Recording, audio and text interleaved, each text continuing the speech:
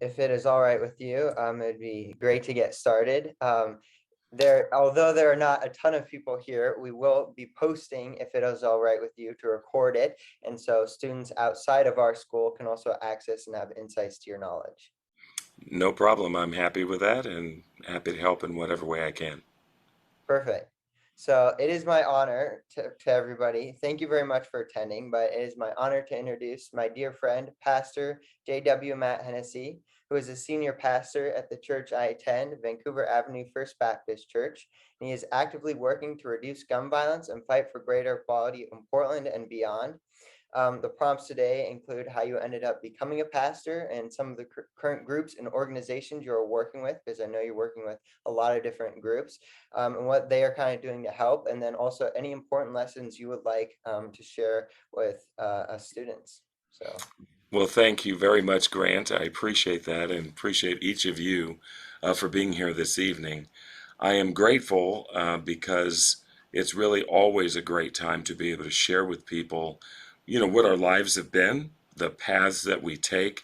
And in so many ways, I don't think that my life is a whole lot different than many in that I had certain number of plans or thoughts about where my life would lead. And those plans don't always work out that way, but where the roads do lead, you can be very thankful for them.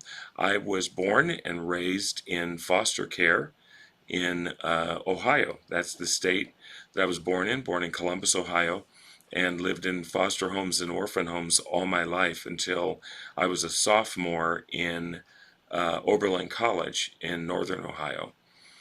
Many times during my elementary, junior high, and high school years, because of racial tensions and things of that nature, it almost seemed as if we were moving backward and not forward in terms of our relationship with each other as Americans, and not necessarily, the issues of what our culture was.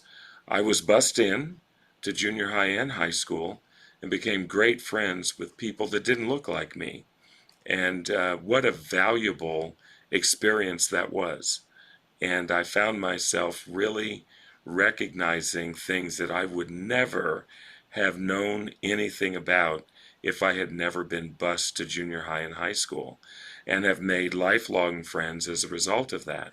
I would also say that it gave me an opportunity to go to school in Israel as a student as well, which because I was so programmed to try to get out of high school as quickly as possible, I could have finished when I was 15 or 16 years old, and then it dawned on me that I'm going to be an adult the rest of my life, so no need to rush it. So when I had an opportunity to go to Israel and study with a program that was sponsored by the Greater Miami Jewish Federation in Miami, Florida, along with the Jewish Federation in Columbus, Ohio, I thought, wow, what a great opportunity. And so I took it. And it really, I was as naive as I can be, as anyone could be, about going to another country, as a 16-year-old. But I did go. I had a fabulous time. I remember that our first field trip, or in Hebrew, tiyul, was to the Western Wall, something I had known nothing about, but obviously a place that is the remnant of the first temple in Jerusalem on the Temple Mount. And when we first went there, people have, over the centuries, pushed prayers into the crevices at the Western Wall. Men and women are separated by, their entry to, not just entry to, but standing at the wall. The wall, I was interested in it, but it really didn't have a significance for me.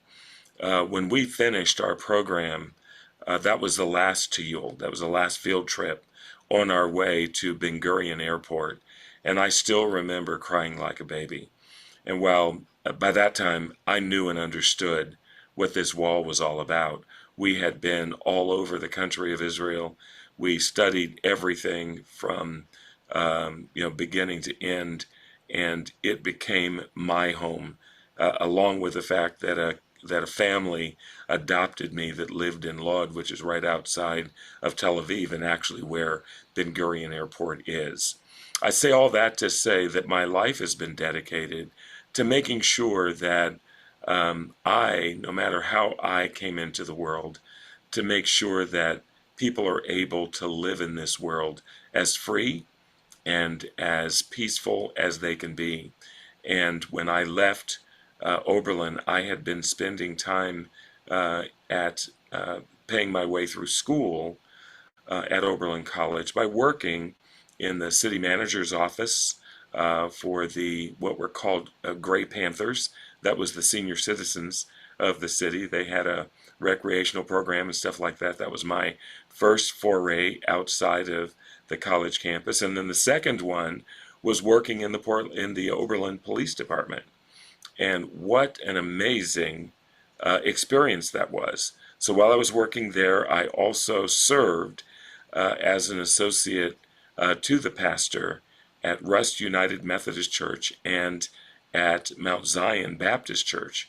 So I had a really great opportunity to again work in denominational work, even though my background had been Mount Olivet Baptist Church in Columbus. When I got ready to graduate, my former city manager was now the city manager of Saginaw, Michigan. He called me before I graduated, right in the middle of my graduating year, and he said, I really want you to come up here to Saginaw because I want you to see the city. I want you to look at the opportunity of being an assistant city manager here. And I said to him, arguing back, I'm really wanting to apply for Lewis and Clark College in Portland to go to law school. And his response was, you can go to law school anytime, but this opportunity is an opportunity that affords itself right now.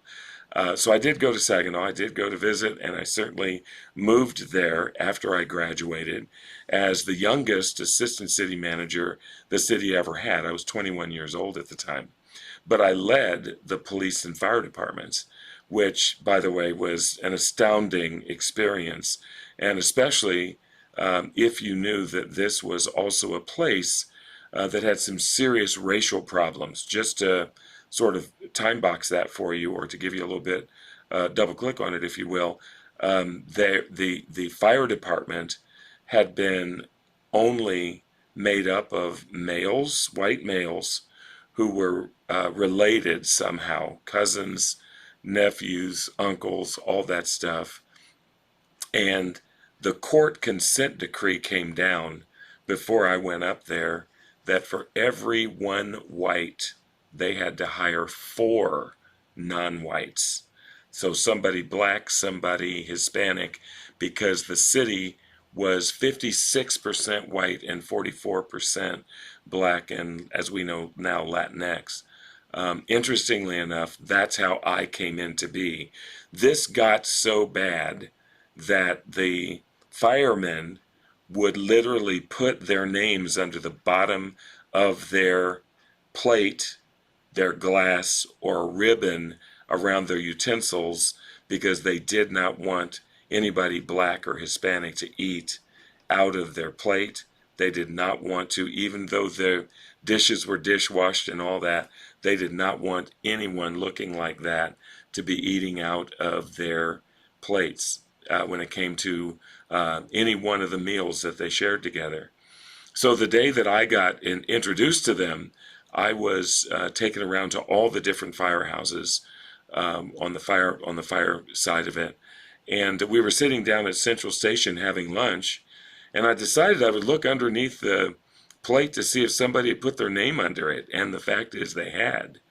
And I said, well, why is it that you allow me to eat out of your plates and drink out of your glasses? Some of the very people who work with you that look just like me, or someone who looks, obviously Hispanic, they cannot. And they said, the response was, and this is how I knew once again that, racial prejudice is really illogical. They said, listen, we don't think of you as black. And of course, there's no way to look at me and know that I'm not. But this was the issue. We worked through a number of issues while I was there for the next 4 years, as we, on the one hand, some people had to retire because they could not bring themselves to share firefighting with people that didn't look like them. Other people really got on board, but we had to do some serious training to make that happen.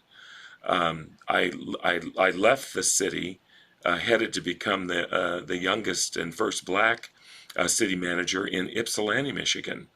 And Ypsilanti is right next door to Ann Arbor and the University of Michigan. And we have at Ypsilanti Eastern Michigan University, which is the second largest educational institution in the state. And I worked very closely with Ford and with GM because they had auto plants there as well. Long and short of that tenure, I was the first city manager since the first one. So I was number 11, I think, city manager who was able to leave on his own.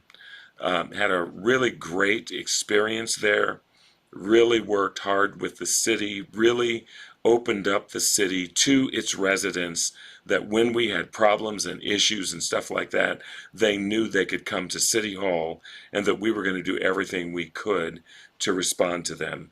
I came to Oregon right after that. For the next 2 years, I was the head of workers' compensation for the state of Oregon, something I knew absolutely nothing about.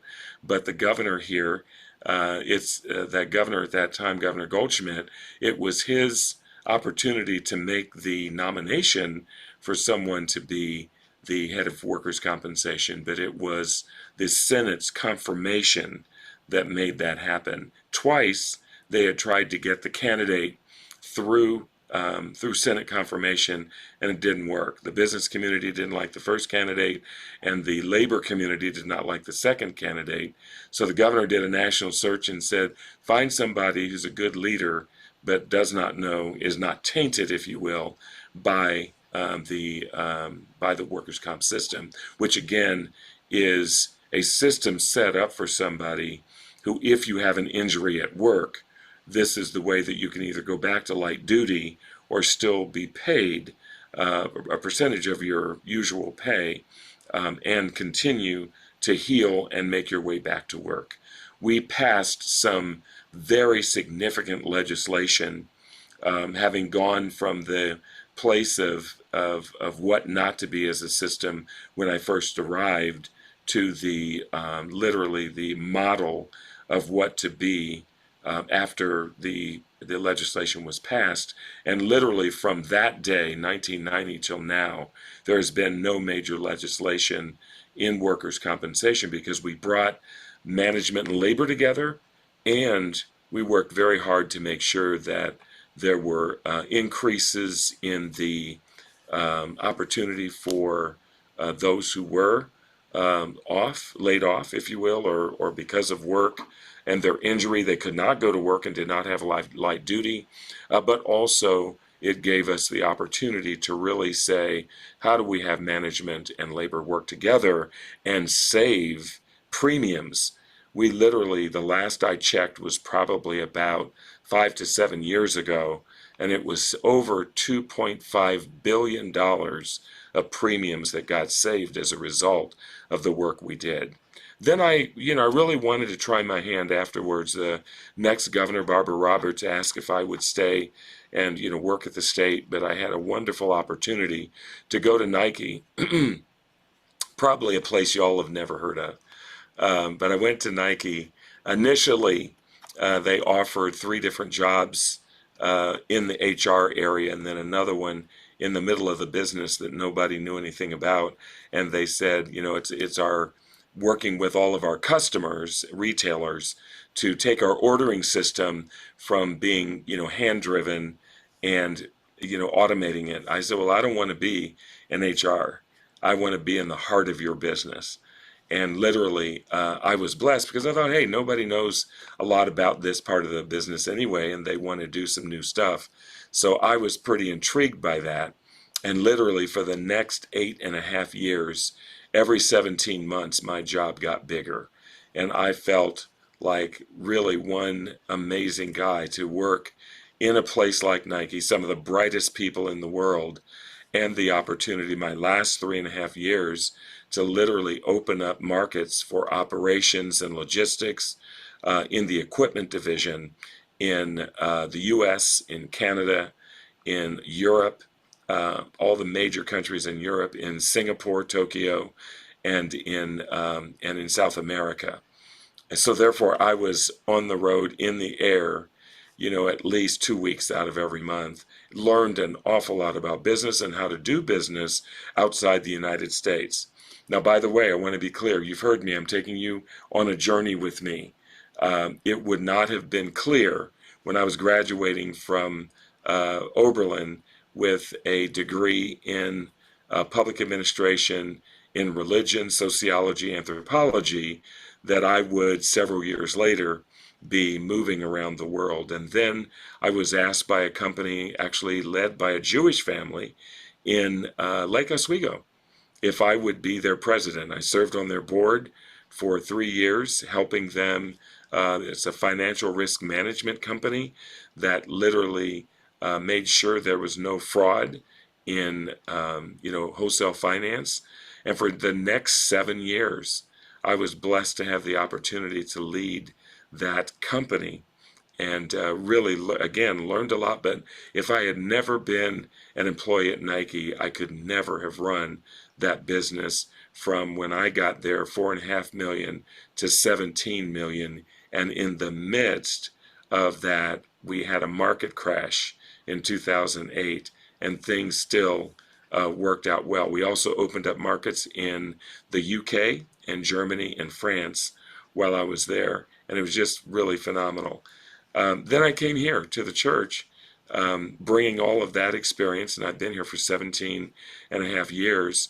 But in the interim, I served on the Portland, what's now called Prosper Portland Board. It was called PDC, or the Portland Development Commission, when I was on it, and then served as chair. And for all of you, most of you know Cascade Station out at the airport. When I was on the board, there was nothing at Cascade Station. It was all green and had been platted, meaning that there were driveways, curb cuts, all that stuff. But we needed an anchor. And a certain anchor was talking with us, but they were planning to go out on Highway 26, where we now know Top Golf is. I was pushing, along with those of us at PDC, we wanted the IKEA to be the anchor at Cascade Station. And without going into all the gory details, it was our negotiation with them, along with the Port of Portland, that got them to commit to be at Cascade Station, and everything else that has sprung up out there has sprung up as a result of the anchor they are. The second example of that is what we did just before I left the board, and that is we took the Greens, the Schnitzer family donated property, what we now know as South Waterfront. Remember, South Waterfront was nothing but a bunch of dirt. Working with OHSU, the tram, the Schnitzer family, what we were able to bring to it, today the South Waterfront is like a new city. That's the kind of stuff that I was involved in, and to make sure to advocate for women and people of color to also be able to get construction jobs and to get other kind of jobs as well. That was important. Having done all that, since I've been here, especially over the last 6 years, I lead the Interfaith Peace and Action Collaborative, which is a collection of people. And when I say the interfaith, it's a broad brush. There are people who are part of, organizations or rather organized religion. There are some that really are not. People that are atheists or agnostics, that kind of stuff. They're welcome at the table, along with law enforcement, along with business and community people, to say, how are we going to bridge the gap between ourselves and the community that we serve, and work together to understand one another better and to come up with, changes in policies and the way we do things so that we can survive and be a model to other cities around the nation and around the world. And that's been a real labor of love. Every 2 weeks, we gather both to hear what's going on and to deal with issues like gun violence, and to also make recommendations for things that we think need to be done to make this a better place. In literally 3 weeks ago, Grant, and to everybody, I was asked by a trade association here, if I would become their president to make more opportunities for women and people of color to get contracts in the construction business industry, working with the city, the Port of Portland, the state, the county, Metro, all of them, because this trade association is 10 years old, but it has plans to grow, to teach people in construction, and to work with them all the way into middle management, training them and giving them technical assistance to build their business and to go for requests for proposals. We're in the middle of that right now. I am extremely grateful for them reaching out and asking me to do this job because I'm really excited about it based on all the things that I've done in my life, the advocacy that I've done as well. This gives me a great opportunity to put it all together. And then more recently, this is my final thing, is the work that I do with the Jewish community that helped us with the Jewish Federation, the NAACP, and a few of us to be able to go on a civil rights tour, April 23rd to 26th, from Atlanta to Montgomery to Selma to Birmingham, along with Grant and his parents and several other people. There were 41 of us that went, and what an amazing time to see the history of the civil rights movement.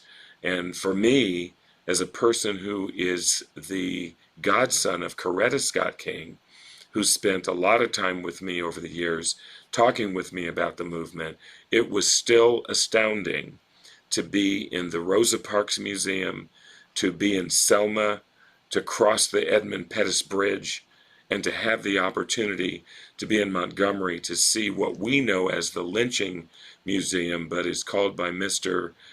Stevenson the Equal Justice Center and Museum. Just amazing. So I come to you tonight saying those are parts of my journey. I'm married. I've got a blended family of 4 children and 9 grandchildren, 9 next week, but 8 today, and really love life and have been blessed to do a lot of things, and look forward now to your questions. I just want to say thank you. That was really interesting. Like, I really enjoyed listening to that.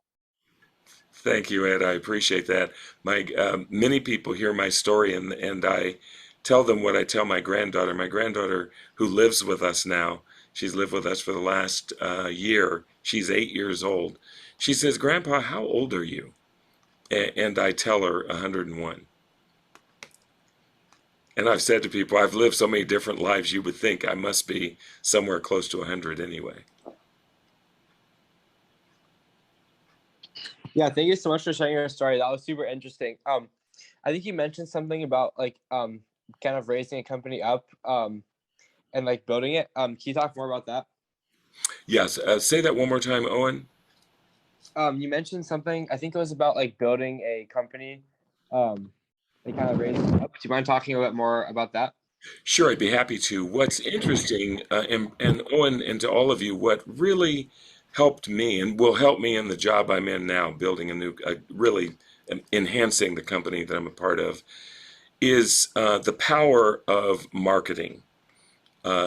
What drives Nike is really the push for the brand, the heart and soul of the brand, and building emotional ties to it.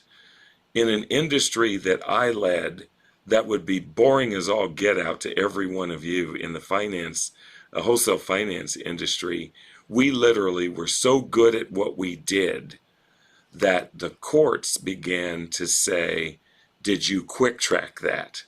And they would ask that question because that was our brand name. So we were one of the leaders in that industry, but they would be asking that question of some of our competitors. And nothing gripes a competitor worse than to be branded with the name of a of someone that you're trying to take bread off their table. That was good. But the other thing really was how we developed a strategic plan and really worked to say, what would we like to be in 5 years? Where do we want our revenue to be? Where do we want our product mix to be? And part of what we did is moved. And this is why I say some of the things that I've done in my life have really helped me in the next life. What did they ask me to do? They were doing all of their audits with clipboards and pens.